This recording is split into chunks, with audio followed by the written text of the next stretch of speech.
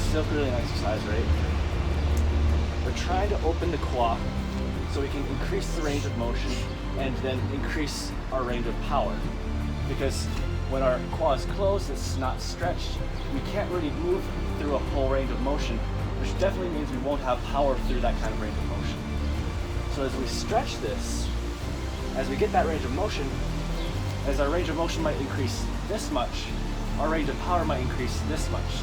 So we have these kind of tidbits on the end of like, we can stretch that far but not really have power that far. But for most of us, we start out with like, this is my range of motion and my range of power is done. So we try to increase that range of motion so that on the inside, then this range of power will increase as well. We do that by learning how to isolate the hips from the chest so that the chest doesn't move like this. So that we lose that range of motion in the hips itself because we're cheating the motion.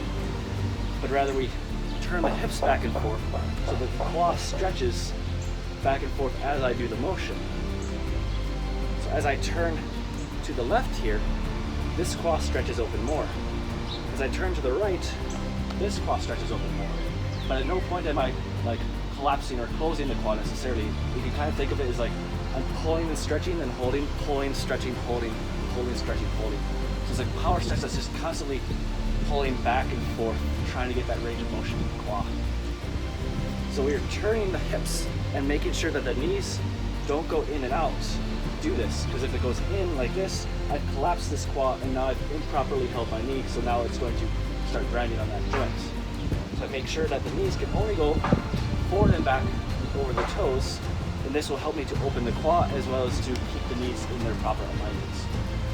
Then as we start to improve on that, and we can add more power from the legs, it becomes like I'm pushing my foot into the ground so I can really pull on that stretch in the quad.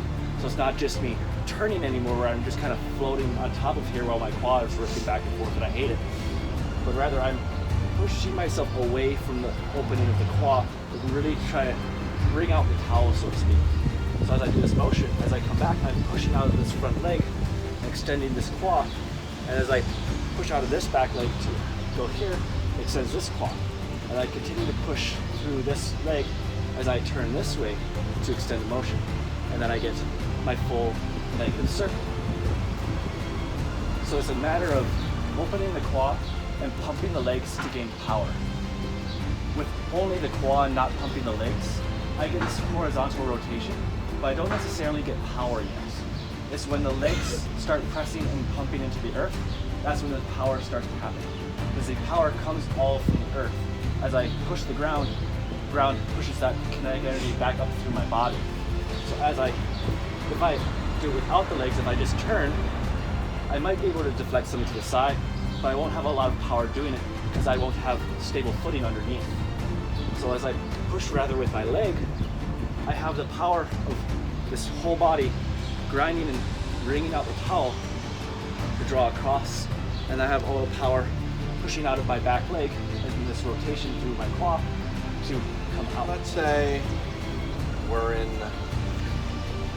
an actual self-defense skirmish type situation, right? But more than likely probably going to be in a T-stance. Mm-hmm. Where will this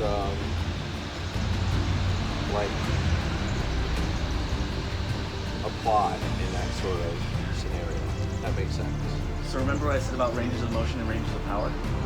In the same way we train stances like this so we can get that power within bigger range of motion, so that here we can do so a lot easier. It's kind of like the difference between learning how to kick high and get power and then kick low and get power. Kicking low and getting power is a lot easier because there's less required. Kicking high and still having power, it takes a lot more flexibility and range of motion to get that. So you train to the extreme and then you utilize within less. Got it. But it doesn't mean that you can't be in that extreme. For example, because like you typically don't square up with someone like this, right? Right. But keep in mind the context of Chen Taiji. It's primarily a wrestling-based art. When you're squaring up with someone striking, right, you're more high like this. But if we're like wrestling, right, we get into these lower type of positions like this. Right. Right? Because we're trying to get our center of gravity low so that we don't get picked up by the opponent. So it's just keeping in mind the context for what we're doing. Right? Now we step with the right, with the kobu, towards the outside of the circle.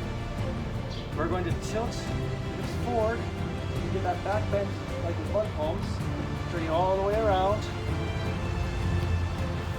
And then we step forward. And to remove the helmet, then, like the water palm, over the top, reverberate, hide the flower under the leaf, drill, rise, overturn, and fall.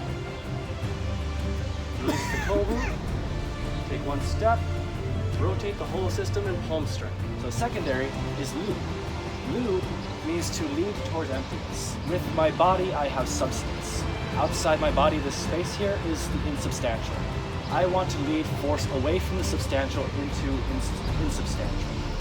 So anytime someone attacks me, I don't want to block like this. I'd rather block like this, where it goes past me, or I even pull to pull them off balance.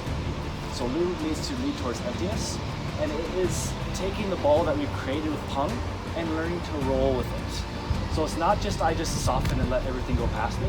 It is taking the ball, rolling it.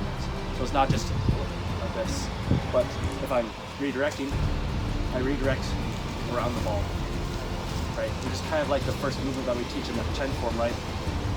I'm leading them around the ball, right?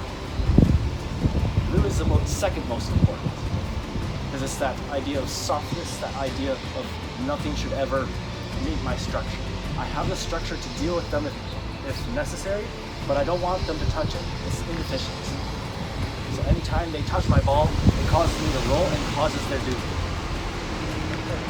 Because with every action has equal and opposite reaction, right? If I have my arms out like this, if my left shoulder pulls back, my right shoulder extends forwards, and same vice versa, right? So if they turn me to the side, I extend my punch. So whatever they come at you with, you return. The third palm change is mountain palm. So the idea with the Gua is that its top line is yang. The two bottom lines, the middle and bottom lines are broken lines, so they're yin lines. So yin middle body, yin lower body, yang arms. The idea with this is much like in the same kind of like metaphor that actual mountains are formed. And tectonic plates crashing into each other and then they push together to form the mountains. So with that idea, we're forming mountains underneath our opponents by bumping them out of their structure. We talked earlier today in the Taiji class about uprooting your opponent before actually throwing them, because if you have a really good wrestling opponent, you know, you get to wrestling with them, you're both trying to go for that throw, but neither of you can get each other because nobody is putting themselves in a horrible position. Whereas if you go for that deep throw without taking them off balance first, you could overcommit and then they can reversal you. So in this way, Mountain Gua is about uprooting the opponent so that it can be easier to throw them. So we have this kind of pushing upwards force through this palm and then bump for the throw. And then come around.